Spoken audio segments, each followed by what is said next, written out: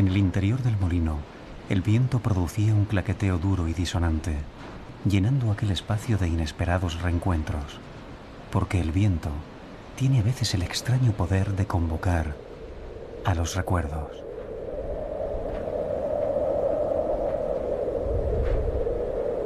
En el Cerro Calderico de Consuegra, en Toledo, en donde me encontraba rodeado de historia, pensaba en el hecho de que al fin podría sentir las únicas sensaciones que la lectura del Quijote me negara hasta entonces. Los matices reservados al olfato, a la piel y la mirada, que sin duda encontraría en los paisajes y las gentes que inspiraron a Miguel de Cervantes. Relajado, abrí de par en par las puertas de mi mente y pensé: que sea el propio viento el lazarillo que conduzca mis pasos a través de los lugares de la Mancha. Y así comencé a hacer camino a lomos de aquel viento rocinante desde dentro.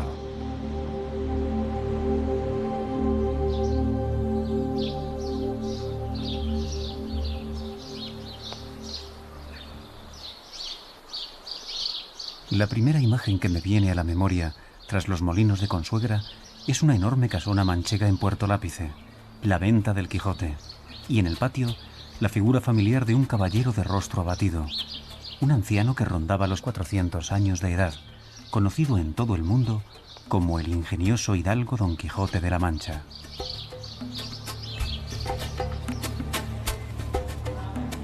En la venta, quién sabe si por entender la psicología del manchego o por aquello de que al hombre se le conoce por el estómago, pregunté por don Alfonso Doral, el afamado jefe de cocina del lugar. Y mientras curioseaba por los comedores, mi mente daba vueltas a la idea del estado de salud de Don Quijote, que parecía bueno, a pesar de que nunca conociese la juventud, ya que su creador lo diera a luz ya cincuentón, seco de carnes y enjuto de rostro, a principios de 1605.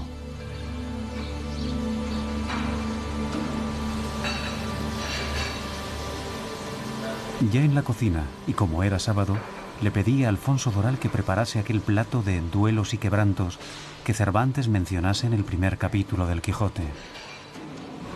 Primero se parte el tocino, luego se parte el jamón.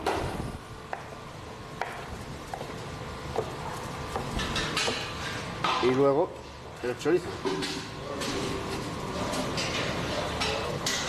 Se fríe el tocino.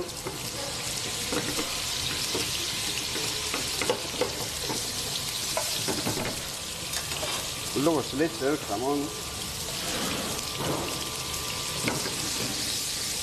Y luego el chorizo.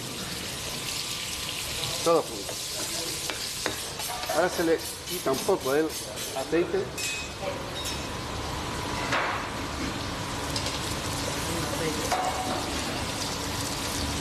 Y con el propia gasa se le echan los huevos.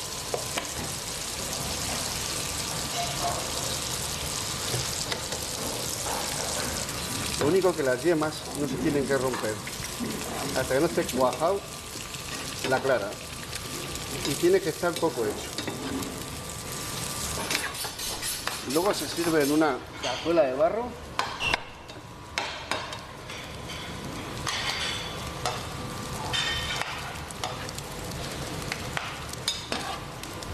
Y con una buena botella de vino de la Mancha.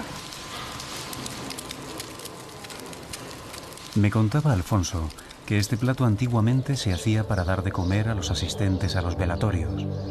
De ahí su nombre de duelos y quebrantos, una especie de fast food a la manchega. Y al igual que aconteciese con los duelos y quebrantos, todos los platos tenían su historia, como las migas de pastor, el tiznao o el guiso de las bodas de Camacho. Y siempre bendecidos por la pluma de Miguel de Cervantes.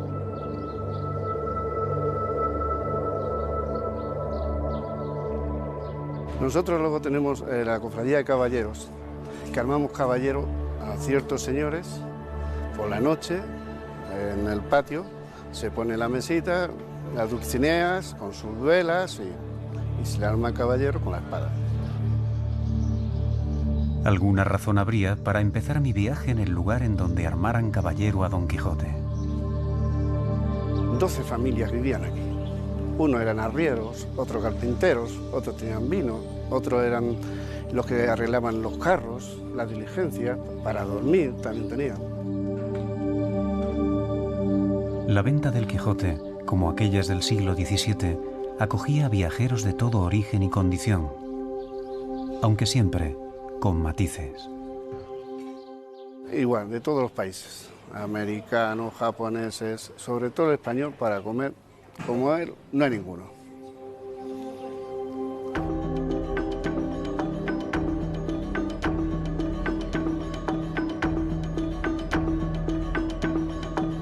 Confundido entre las lenguas de Shakespeare y de Goethe y de otras muchas que probablemente nunca oyó Cervantes, y de alguna forma armado caballero con los duelos y quebrantos de don Alfonso, salí de aquella venta feliz y decidido a recorrer mi propia ruta de la Mancha del Quijote, otra vez a lomos de los vientos.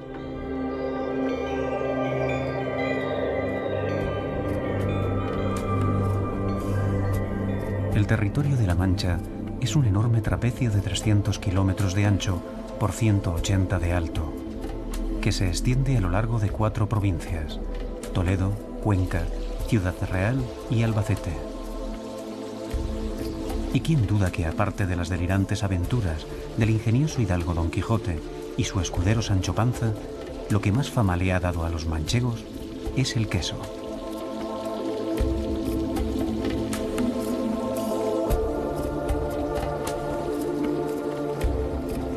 En herencia, conocí a la familia de Juan Moreno Manzanaro, que elaboraba un excelente queso artesanal desde hacía varias generaciones. Nosotros hemos estado siempre haciendo queso de toda la vida, de mi abuelo, de mi padre, 3 generaciones, ¿sabes? Y desde muy pequeñico te enseñaban a trabajar y no había nada más que otra cosa, el trabajo y tu lucha de todos los días. Tanto en el queso como en los animales, respetar al mayor. Y yo no sé, pero el campo de siempre ha sido eso. La gente es noble, trabajadora y no se mete con nadie. Mientras cuajaba la leche, Juan me invitó a acompañarle para que conociese a los pastores que trabajaban con su familia desde antiguo. Se trataba de Jesús y de Abelardo, o los chules, como eran conocidos en herencia, que también ejercieron el oficio desde chicos. Porque a pastores y queseros les unía un fuerte lazo desde hacía generaciones, un lazo que aún se mantenía, a pesar de las duras pruebas a que les sometía el progreso.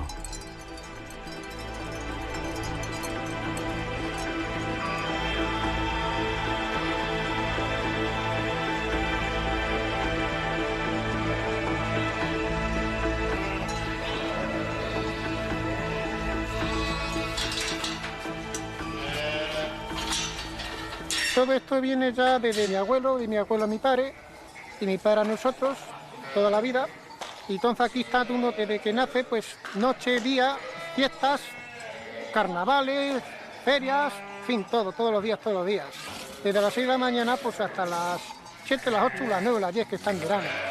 Y esto es más el amor al arte que llevamos dentro, yo y mi hermano, que nos gusta, es una tradición de ya de unas generaciones, que lo que se gana mirándolo bien.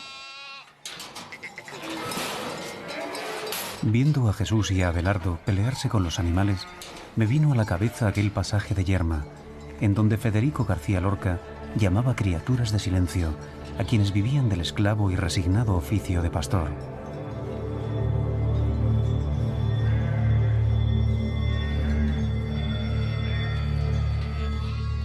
No les dé futuro, porque antes una familia con 100 ovejas vivía y ahora una familia necesita de 300 ovejas en adelante y si no, no hacen nada. Criaturas de silencio. Ahora mismo aquí hay pues unas 550, con chico y grande hay las 600.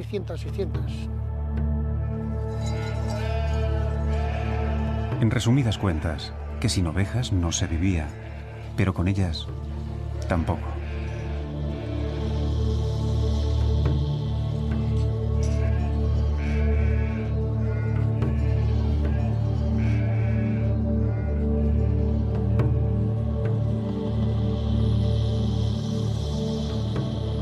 De cualquier forma, aunque aquellas 600 que decía Jesús no fueran muchas ovejas, al menos sí eran suficientes para mantenerlos a ellos y para que Juan obtuviese cada día la materia prima que necesitaba para hacer sus quesos.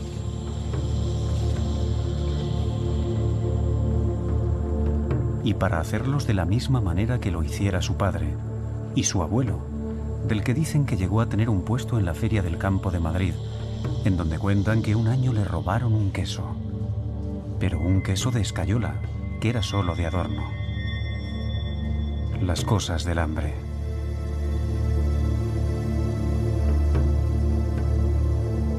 Pequeñas historias que Juan me contaba con cariño y nostalgia de los años de chico, cuando estaban todos.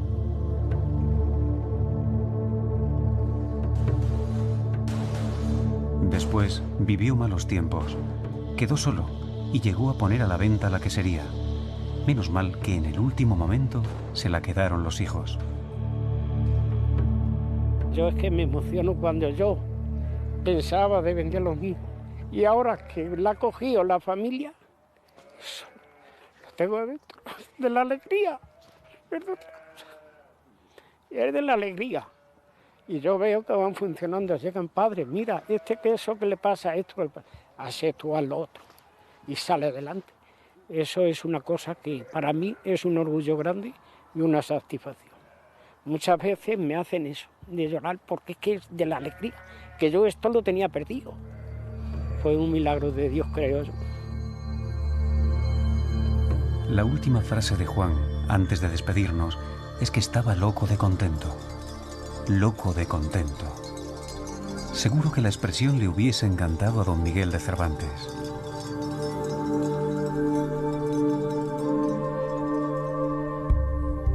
Salí de Herencia con la idea de internarme en la Mancha Profunda, pero antes me detuve en Consuegra, en cuyo castillo quiere la tradición que fuese a morir el hijo del Cid campeador, llamado Diego, en la batalla de Alarcos. En la plaza pregunté por el taller de forja de José Rodríguez, un taller que levantó un viejo artesano llamado Diego, ahora en manos de su hijo José. Por lo que vi, aquel Diego quizá no fuese tan ilustre como el hijo del Cid, pero sí más querido por varias generaciones de Consuegra.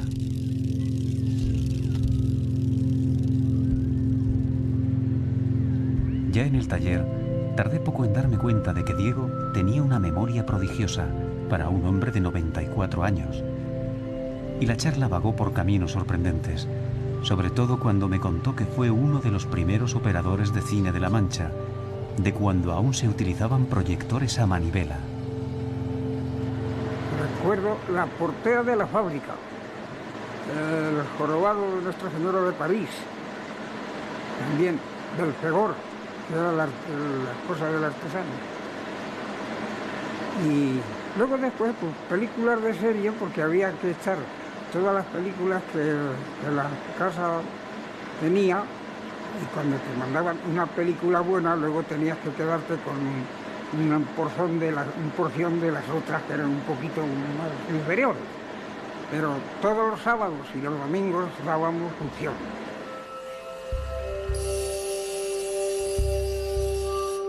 No faltaron ni la guerra ni los sinsabores en la vida de don Diego. Pero ahora, el señor del tiempo parecía haber hecho justicia con su bondad, dotándole de una larga existencia y una envidiable lucidez. Empecé con poco dinero y muchas dificultades. Todo lo compraba a plazos, porque no tenía dinero, ¿no? Pero lo hice con mi sacrificio. Luego tuve mucha suerte, no tuve enfermedades y trabajé todo lo que quise. Y así me hice con toda esta maquinaria que ahora tiene mi hijo. Para Diego la fortuna le vino de su relación con el fuego y el hierro, trabajando en la forja de aperos de labranza. Después le seguiría José, su hijo, quien tomando el nuevo rumbo que marcara la economía rural, cambió los utensilios para el campo por la forja de objetos y muebles para la decoración.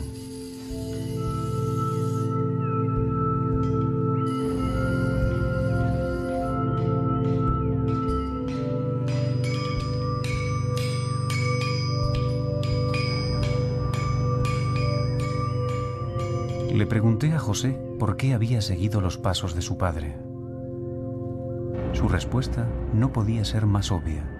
Porque me gusta moldear el hierro, y es bonito cuando coges un trozo de hierro recto y terminas por verlo como están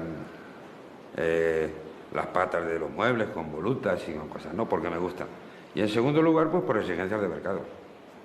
Exigencias que ya, desgraciadamente, la agricultura ha dado un bajonazo, entonces hay que enfocar las cosas por otro sitio. Lo que más se hace, pues hombre, en general, cabeceros, mesas, sillas, muebles auxiliares. Y hombre, también se suelen hacer algunas cositas raras, las culturitas del Quijote, del Sancho, alguna cosa. Así que todo aquello era como la herencia que le dejara su padre, don Diego. Él me enseñó a mí, claro. Él me enseñó a mí. Lo que pasa es que a estas cosas no se dedicaba. Lo que pasa es que él sí sabe hacerlo. Pero él se dedicaba, como he dicho antes, a la agricultura nada más. Pero él me enseñó a mí, claro. Sin él yo no podía haber sido esto.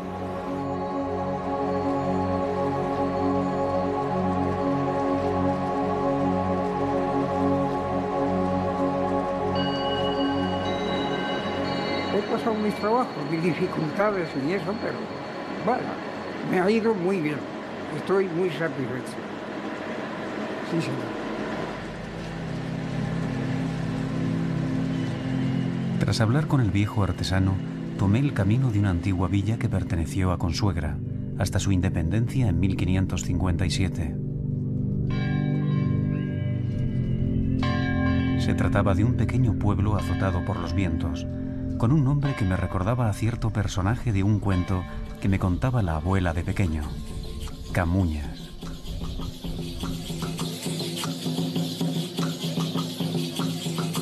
En Camuñas se celebraba una fiesta cuyos orígenes se remontaban al menos hasta finales de la Edad Media. La fiesta del Corpus.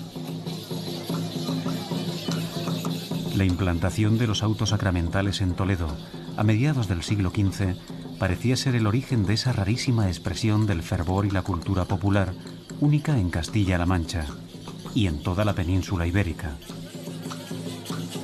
Allí se representaba la eterna lucha entre las fuerzas del bien y del mal, es decir, la lucha entre los danzantes, con sus instrumentos musicales y su baile, y los pecados, con sus varas, sus aullidos y sus saltos.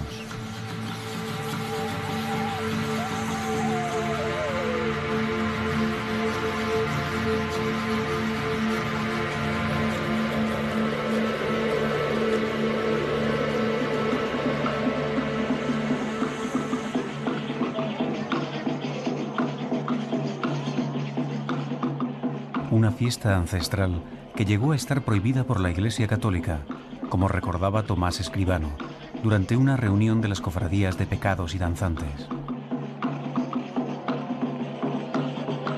Tuvimos una junta entre viejos y jóvenes de los que había entonces, que ya una mayoría de ellos han muerto, y fuimos a Toledo a hablar con el cardenal. Entonces fuimos allí y el cardenal lo estuvo viendo la fiesta conforme iba. Y dijo entonces, esto es una fiesta religiosa. Se hicieron unos estatutos que es a los que el cardenal nos los aprobó y tenemos que estar adaptados a lo que él nos aprobó.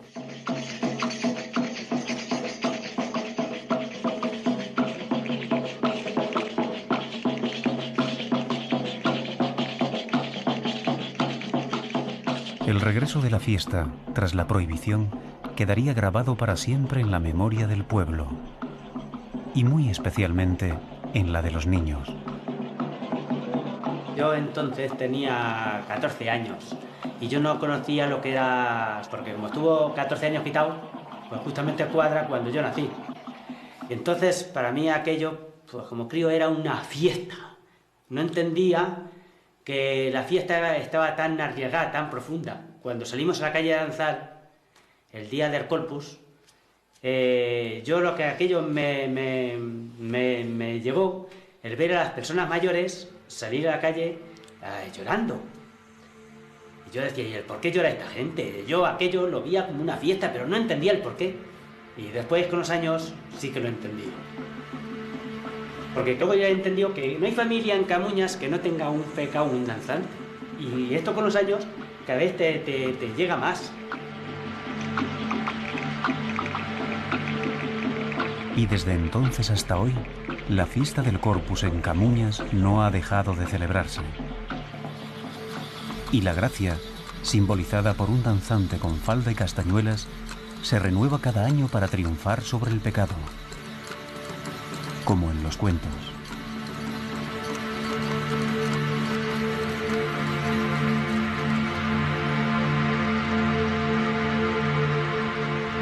Siguiendo la ruta de los artesanos más tradicionales de La Mancha, era paso obligado llegarse hasta el taller de los hermanos Peño, en Villafranca de los Caballeros. Allí podías encontrar, mezclados con antiguas piezas, una muestra de la cerámica clásica realizada por Gregorio Peño, padre y maestro de los 3 hermanos que ahora llevaban el negocio familiar. De ellos aprendí algunas cosas de este antiguo oficio de alfarero, como el valor sentimental y hasta filosófico del viejo horno de leña, ya en desuso.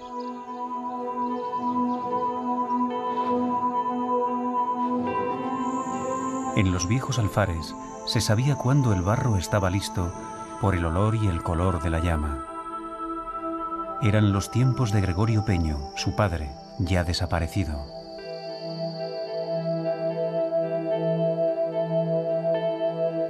El oficio que antes se aprendía y duraba años y años y años sin transformaciones, actualmente es todo lo contrario. O sea, lo que haces un año prácticamente a otro año no funciona y continuamente hay que estar en una no evolución, yo pienso que es transformación del oficio. Se hacen algunas esculturas, se hacen muchas figuras caricaturizando oficios y personajes de La Mancha. Un poco de las caricaturas estas, eso es un poco lo que más ha salido de mí, ¿no? Mis modelados a mí me interesan mucho que tengan una funcionalidad, aunque sea psíquica, ¿no? Porque hay mucha gente que me ha comprado piezas y me dicen que cuando las miran les habla, ¿no? Y entonces eso es una de las cosas que a mí me encanta, ¿no? Que las piezas que hagas tengan vida. Me contaron Gregorio y Ángel que mamaron el oficio desde pequeños, cuando el barro y el torno eran un juego. Un juego que, poco a poco, se les fue metiendo dentro. El taller tenía un olor especial a humedad, porque estaba todo junto. En tipos el taller era muy pequeño, el barro, el torno, todo estaba junto. En invierno, por supuesto, no se trabajaba porque no había condiciones de temperatura y el olor a tierra húmeda cuando entrabas al taller, eso ahora ya, por ejemplo, se ha perdido, no se percibe. O sea, hay una serie de detalles, tanto del horno como del taller, que han ido cambiando y es muy difícil que vuelvan en la actualidad.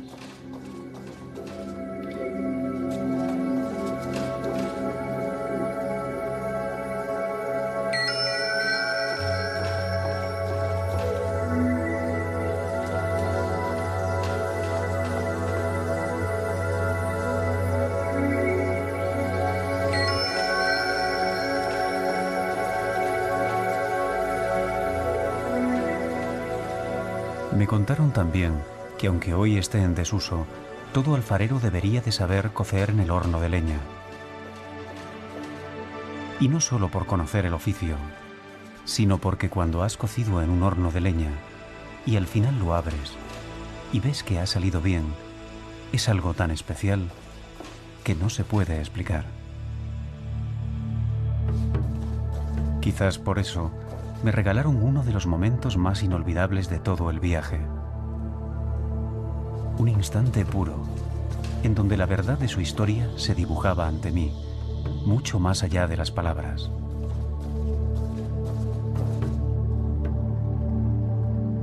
Como en una ceremonia ancestral, de una conmovedora naturalidad y sencillez, Ángel moldeó delante de mis ojos la vasija clásica de los Peño. Fue fantástico.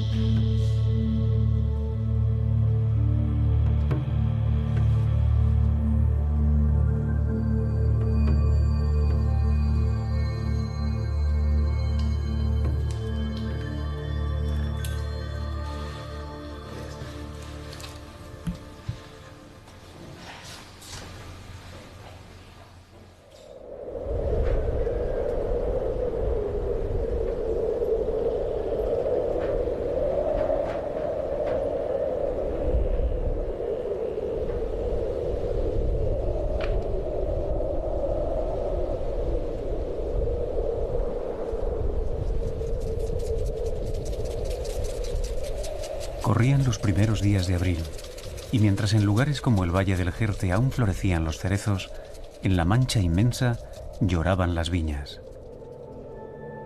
Porque el vino era una de las actividades más importantes de esta tierra, tal como atestiguaban aquellas grandes llanuras surcadas de vides que tanto sedujeran a Antonio López Torres, el gran pintor de Tomelloso, a donde me dirigía. Pero ahora mi mirada, pegada a la cepa, se maravillaba ante el sublime espectáculo de ver brotar aquellas lágrimas del interior de la planta, atraídas por el suave calor primaveral.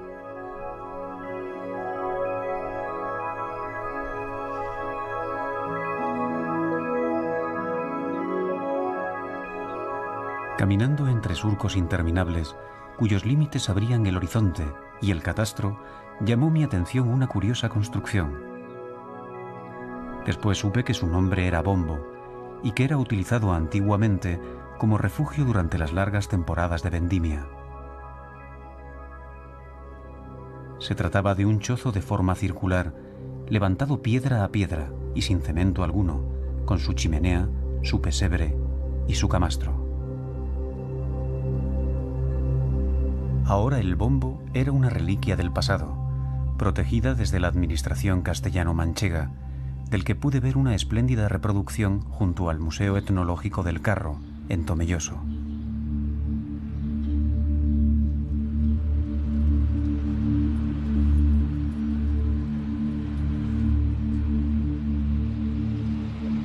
La posada de los Portales, del siglo XVII en el centro de Tomelloso, es lo primero que llamó mi atención en una población que parecía haber vivido una rápida bonanza económica sin perder el sabor rural.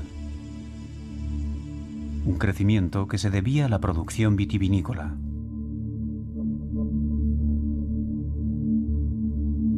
Dicen que Tomelloso es un pueblo en cuyo subsuelo existe un enorme hormiguero formado por miles de cuevas repletas de tinajas. Son las pequeñas bodegas de los tomelloseros que un día con mucho mérito, como me decía Félix Godoy, se unieron para levantar una de las cooperativas más pujantes de la zona, la Virgen de las Viñas.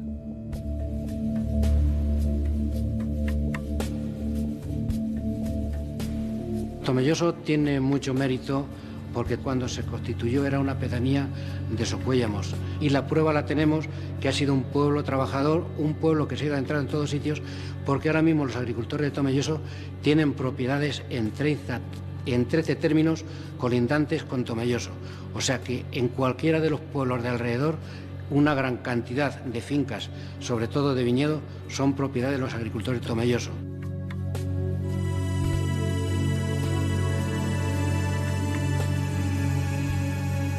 Hasta no hace tanto tiempo, aún podían verse caballerías acarreando las uvas desde viñas situadas a 30 o más kilómetros de distancia del pueblo.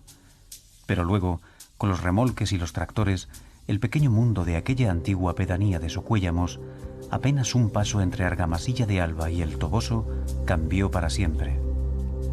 No se puede decir que siempre hay una misma cosecha de uva, porque hay años, pocos que viene algo de mildio, viene heladas, también viene algo de pedrisco. Entonces yo podría decir que hay años que se pueden coger en 130, 140 millones de kilos de uvas, algunos menos, y se ha llegado a cosechar hasta 180 millones de kilos de uvas. Concretamente, en la cooperativa que nos encontramos, en un día punta de esas cosechas grandes, entran desde por la mañana que se abre la cooperativa hasta por la noche del orden de 7 millones de kilos de uva. Además de en la cultura del vino, Tomelloso también aportó su simiente creadora en otros campos.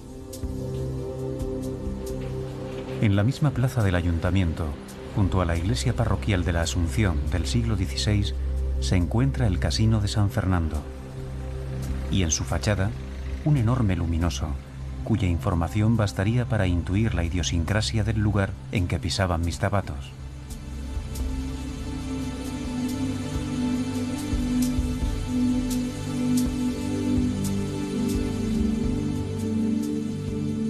En el salón del casino buscaba inspiración el gran escritor Francisco García Pavón, del que guardaban en la biblioteca ediciones de algunas de sus obras, como Las Hermanas Coloradas o Las Historias de Plinio. Y yo, impenitente coleccionista de momentos, Antes de salir de Tomelloso, me senté a la misma mesa que ocupara el insigne novelista, a anotar una sencilla promesa en mi cuaderno de paso. Simplemente volveré.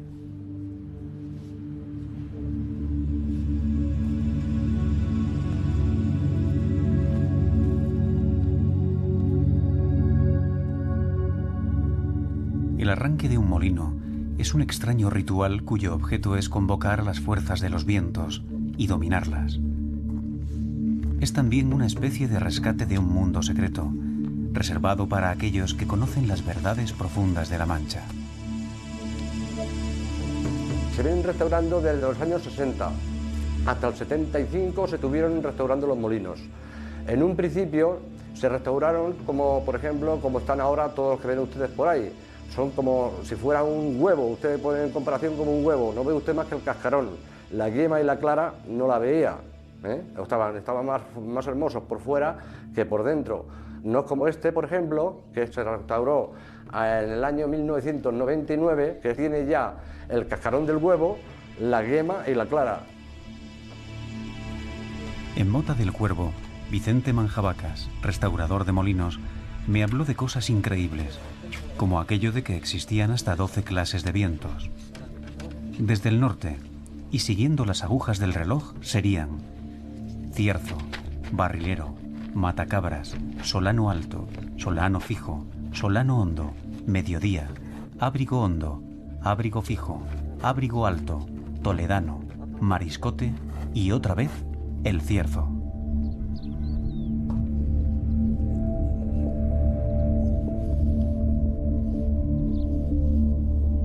Al entrar al interior del molino, me sentí como en las tripas del gigante que abatiera a Don Quijote. Y tampoco era moco de pavo, porque si alguien pensó que la jerga de los informáticos era complicada, es que nunca había hablado con Vicente Manjabacas de las partes de un molino. Que si rueda catalina, que si palo de gobierno, que si fraile, borriquillo, torba, palo de alivio, y así hasta 65 piezas. Y además estaba la historia. No se molía durante los 365 días, no señor, molía unas 50 veces o todo lo más 60. Y algunos, si se pasaban de esas normas, por ejemplo, un poco, tenían que pagar un canon al ayuntamiento o al que mandaban aquellos días, al rey o a quien fuese. Rescatar los viejos molinos era el objetivo de la Asociación de Amigos de los Molinos de Mota del Cuervo, a la que pertenecía Vicente. Un objetivo que compartía con amigos de toda Europa.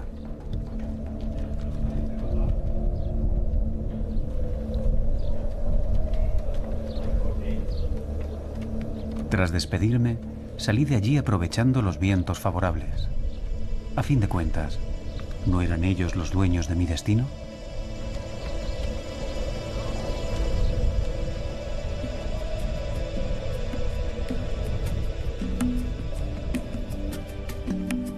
Uno de los lugares más célebres de la Mancha de Cervantes, por ser la patria chica de Dulcinea, es el Toboso. En la plaza, junto a la iglesia parroquial de San Antonio, se encuentra el Museo Cervantino, con más de 200 ediciones del Quijote procedentes de todo el mundo, escritas en 50 lenguas diferentes y bellamente ilustradas por pinturas y grabados de artistas como Dalí, Salvador Tusell, Carlos Alonso, José Ramón Sánchez, Gustavo Doré. Estando allí, me maravillé pensando en la magia de la Mancha, imaginada desde una habitación recóndita y tranquila de una casa de Tokio, Berlín, Moscú o Toulouse, para gentes que, como yo, se identificarían con el caballero de la triste figura y su escudero, a pesar de que jamás conseguirían pronunciar la J de Quijote.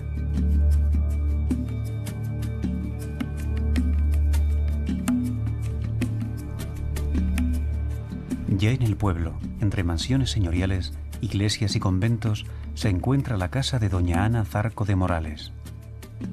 Un caserón manchego del siglo XVI, conocido como la Casa de Dulcinea. Se cuenta en el Toboso que la bella Ana Zarco fue la causa de un duelo entre Miguel de Cervantes y el novio de esta. nada menos que el marqués don Rodrigo de Pacheco. Un piropo tuvo la culpa. Después, el marqués encerraría al escritor en la cueva de Medrano, en Argamasilla de Alba, y Cervantes convertiría a la bella Ana Zarco en Aldonza Lorenzo o Dulcinea del Toboso, el platónico amor que atormentara el corazón y la razón de Don Quijote, que la elevara al platónico rango de emperatriz de la Mancha.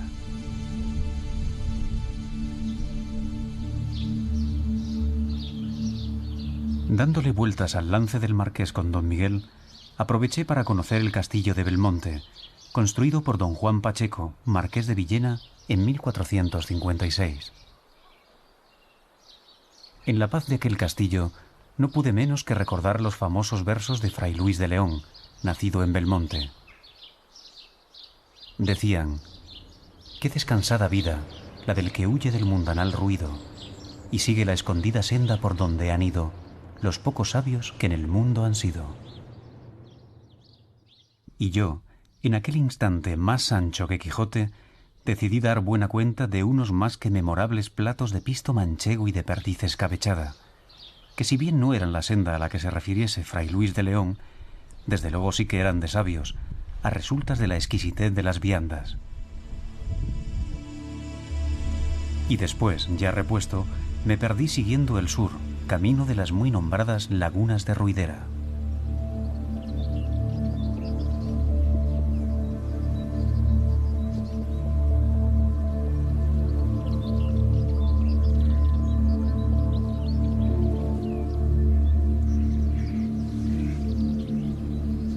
Las lagunas de Ruidera, junto a las tablas de Daimiel, constituyen un espacio cuya visión resulta más que sorprendente, frente a la imagen tópica de la Mancha.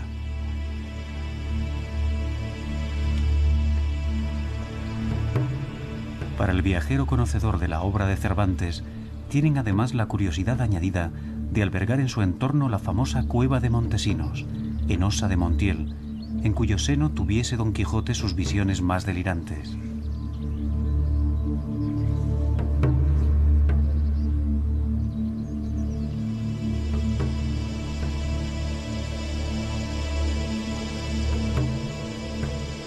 Mientras bajaba, me pareció oír las palabras que Sancho Panza le dijera a su señor en el mismo trance: «Dios te guíe y la peña de Francia, junto con la Trinidad de Gaeta, flor nata y espuma de los caballeros andantes.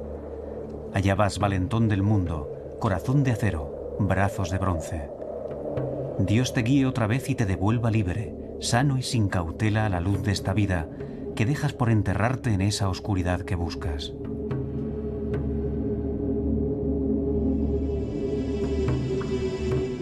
En su interior, aunque no pude ver ni a Montesinos ni a Durandarte, ni a su amada Belerma, ni al mago Merlín, ni siquiera constatar si los encantados comían o no, o si tenían excrementos mayores, o les crecían las uñas, los cabellos y las barbas, como decía Don Quijote, lo que sí es cierto es que el tiempo pareció detenerse.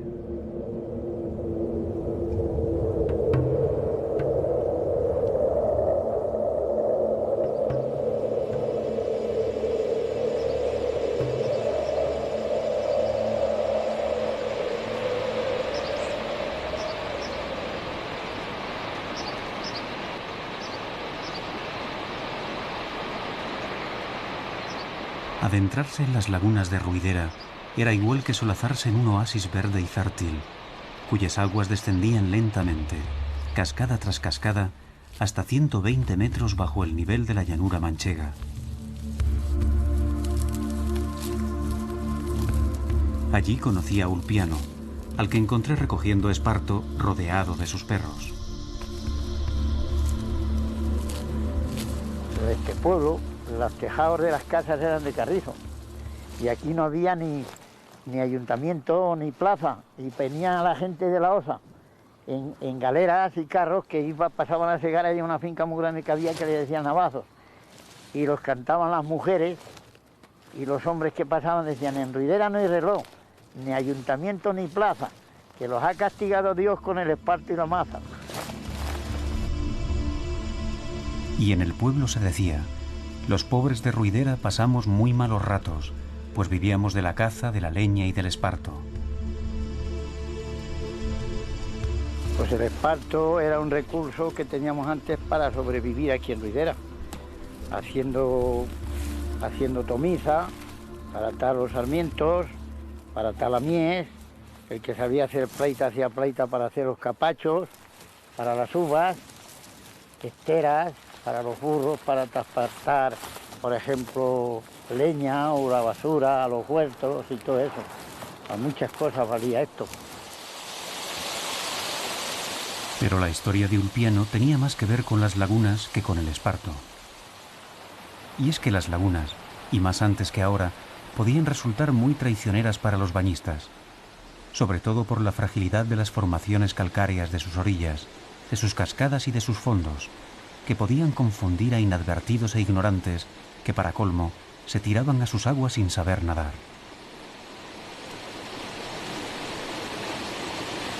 La gente de estos pueblos de La Mancha conocían el agua cuando metían un cubo en un pozo y tiraban de él y salía el agua. Pero luego tocante a venir aquí preparados para saber nadar y todo eso la gente no sabía. Y entonces ignorantemente se metían en el agua y les llegaba a lo mejor el agua a la cintura y daban un paso para adelante y tenían a lo mejor 10 metros de profundidad y si no sabían nadar bien se ahogaban.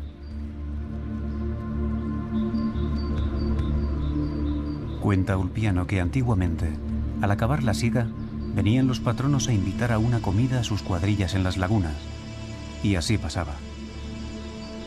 Entonces, a beber y a comer mucho, inflados de carne y de vino y cerveza. Vino más que cerveza, porque cerveza se usaba poco. Se tiraban al agua, al corte de digestión, a morir por Dios. Y algunos se tiraban hasta meses, no había quien lo sacara. Me ocurrió sacar el primero, que fue un cura del Puerto Lápice, ahí en Ruiz Pérez, y entonces me ha tocado sacarlos todos. Total, que Ulpiano se tiró más de 20 años sacando ahogados, y se hizo popular, y salió en los periódicos, y le condecoraron, y más cosas que te contará encantado si algún día te lo encuentras por las lagunas de Ruidera.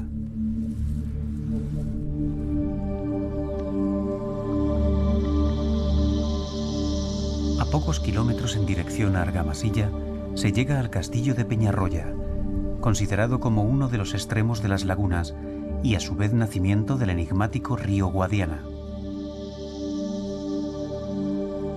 En el mismo castillo se encuentra el santuario de la Virgen de Peñarroya, venerada desde el año 1198, fecha en que un prisionero árabe llamado Alen Yek salva su vida a cambio de señalar el lugar en donde estaba la Virgen, en el recién conquistado castillo que pasaría más tarde a la Orden de San Juan.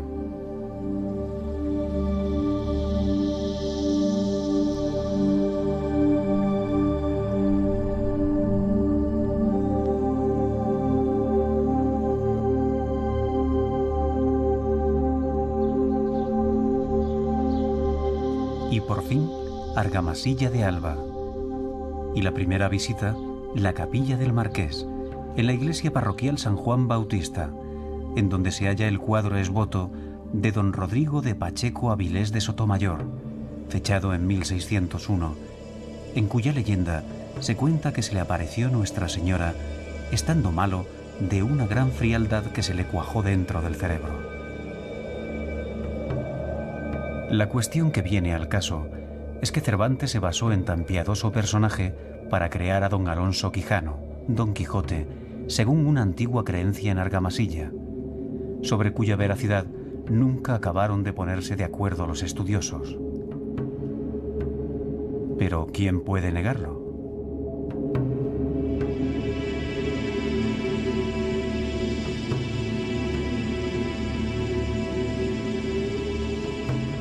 Tanto buscar a Don Quijote por la Mancha que finalmente me topé no con uno ni dos, sino con cientos.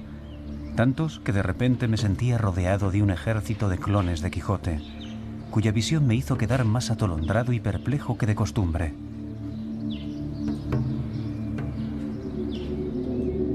Incluso llegué a sospechar que me observaban en silencio para luego susurrar cosas que yo, si soy sincero, preferí no oír.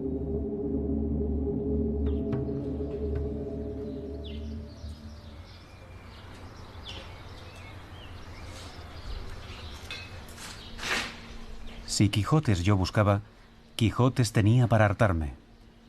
El autor se llamaba Cereal Serrano, un camionero jubilado, aficionado al soplete, al que me era muy difícil catalogar, pues dudaba entre un Gepeto a la manchega que cambiase sus pinochos por Quijotes o una fiel encarnación del mismísimo Sancho, a quien el mago Merlín hubiese encantado, obligándole a dar forma sin descanso a su señor, Don Quijote de la Mancha. Mas acordándome de aquello de que, para preguntar necedades y responder disparates, no necesitaba yo ayuda de vecinos, que decía Sancho Panza, dejé las divagaciones para otro momento y le pedí a Cereal que me contase de dónde le venía todo aquello. Estos no estarán bien, pero es que los que hice primero eran horrorosos porque como nadie me ha enseñado, yo no sabía ni cómo tenía que hacer la cara, ni cómo tenía que hacer esto, ni cómo tenía... No sabía nada de nada, de lo que a mí me salía así. Yo le veo que es cara de lo que es, así un poco espantajo como estoy yo ahora mismo para el caso, que es lo que es el Quijote. Lo que es el Quijote. Y yo no he visto nada en los libros ni nada de... Me saco me secuaja así, yo le meto aquí el martillo, yo le hago el tazón este para ponérselo al Quijote este y tal, más o menos así. Y digo, oye, pues ya lo tengo hecho. La relación de Argamasilla de Alba con Cervantes y la creación del Quijote era un asunto sobre el que los estudiosos habían gastado tanta tinta que con las páginas escritas sobre la polémica cuestión se habría podido hacer una tercera parte del Quijote. Hasta hay una ruta del Quijote en Sanabria, pero esa es otra historia. Para mí el Quijote es este. Este es el Quijote verdadero. Luego hay muchos pueblos que son el Quijote que no son el Quijote, pero vamos, es el Quijote. Pero el Quijote es este. Este es lo del Quijote. ¿Por? Pues porque es el Quijote, porque igual que yo soy de aquí, pues el Quijote era el Quijote de aquí. Para mí. Otro pueblo dirá, no, estuvo aquí. No, el Quijote era de aquí. Las cuevas y todas las cosas, la historia de las cuevas y todas esas cosas, el Quijote era de aquí. La historia de la cueva a la que se refería Cereal era la de la cueva de Medrano, en Argamasilla, en donde, según la tradición local, se inició la escritura del Quijote. Estando en ella, hasta creí oír la voz de don Miguel de Cervantes susurrándome al oído. ¿Qué podía engendrar el estéril y mal cuidado ingenio mío, sino la historia de un hijo seco, avellanado y antojadizo? Bien como quien se engendró en una cárcel, donde toda incomodidad tiene su asiento y donde todo triste ruido hace su habitación. Serían cosas del diablo que no duerme, pensé. Mi ilusión de siempre era tener un tallercillo para yo hacer cosas, pero no he podido. Y ya cuando me he jubilado digo, ahora voy a tener yo un tallercillo para mí, para hacer yo lo que quiera, para estar yo a gusto. Y ahora es cuando estoy yo a gusto en la vida, haciendo mis Quijotes. En el patio del taller de Cereal no pude evitar acordarme de aquel primer Quijote que encontré, velando armas, en la venta de Puerto Lápice, al inicio de mi viaje. Esta era hacer uno para donarlo para el pueblo. Para cuando yo ya no exista, porque tenga que llegar el día, no exista, pues hay una cosa dona mía. Mis hijos, mis nietos y luego los otros que vean lo que hizo mi abuelo. Un camionero jubilado.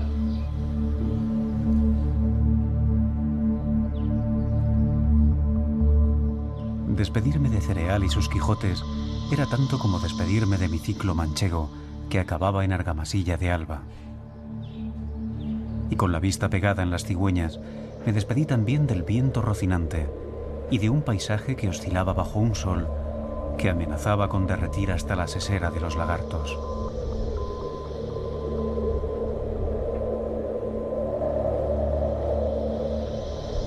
Ahora solo me quedaba por cumplir una promesa, la de volver al Casino San Fernando de Tomelloso.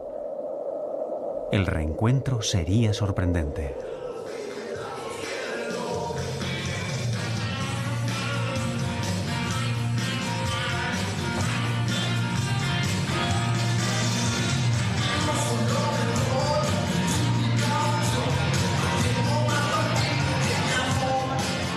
Me recuerdo preguntándome cómo hubiese cruzado don Miguel de Cervantes a don Quijote con aquellos entrañables puretas extrovertidos y alegres de Tomelloso, bailando al unísono aquella pieza del más puro estilo country manchego.